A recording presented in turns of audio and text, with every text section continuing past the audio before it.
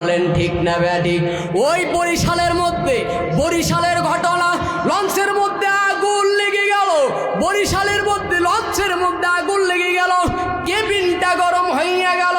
বিবি স্বামীকে ডাক দিয়ে বলে, স্বামী আমার একটা সন্তান আল্লাহ রাব্বুল আলামিনের দরবার থেকে সেই সন্তানটাকে আল্লাহ, ওরে প্রাণের স্বামী পুরা লঞ্চটা গরম হইয়া গেছে, আর থাকতে পারি না, এখন পানির ভিতরে ঝাঁপ দিতে হবে। আমার গায়ের মধ্যে কাপড় বোরকা, আমি কিনারের মধ্যে পুষতে পারবো না, দুনিয়ার মধ্যে থেকে হয়তো চলে যাব, কিন্তু প্রাণের স্বামী আমার এই সন্তানটাকে আপনি একটি হেফাজত করবেন। বাবা সন্তানটাকে পিঠের সাথে বান্ধিয়া ওই আগুন থেকে বাঁচার জন্য পানির মধ্যে ঝাঁপ দিল। কিছুক্ষণ সাঁতার দেয়, আবার পিছন দিকে তাকায়, দেখি আমার সন্তান আসেনি।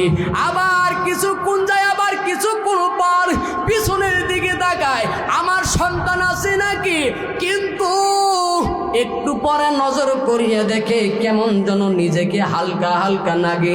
পিছনের দিকে তাকায় দেখে আমার সন্তান নাই, আমার সন্তান পানির মধ্যে মনে হয় মারা গেল। আমার সন্তানকে বাঁচাতে পারলাম না।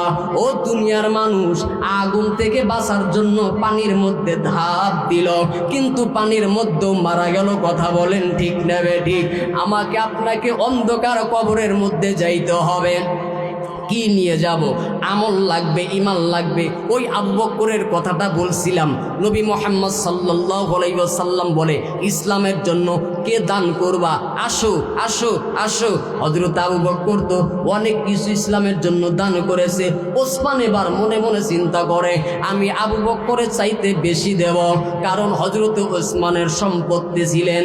হযরত ওসমান নবী মুহাম্মদকে ইসলামের জন্য দান করে দিলেন। আবু বকর নিচের দিকে ঘাড় দিয়ে আসে, নবী ডাক দিয়ে বলে, কে কি দান করছো? ওমর ডাক দিয়ে বলে, আমি এত দিলাম। ওসমান বলে, এত দিলাম। আলী বলে, এত দিলাম। কিন্তু আবু বকর নিচের দিকে ঘাড় দিয়ে আসে। আবু বকরকে ডাক দিয়ে কই, আবু বকর তুমি কি দিলা? আবু বকর ডাক দিয়ে বলে, ওরে পয়গম্বর, আমার তো টাকা নাই, পয়সা নাই, আমার তো ওসমানের মতো টাকা পয়সা নাই, কিন্তু ঘরের মধ্যে যা ছিল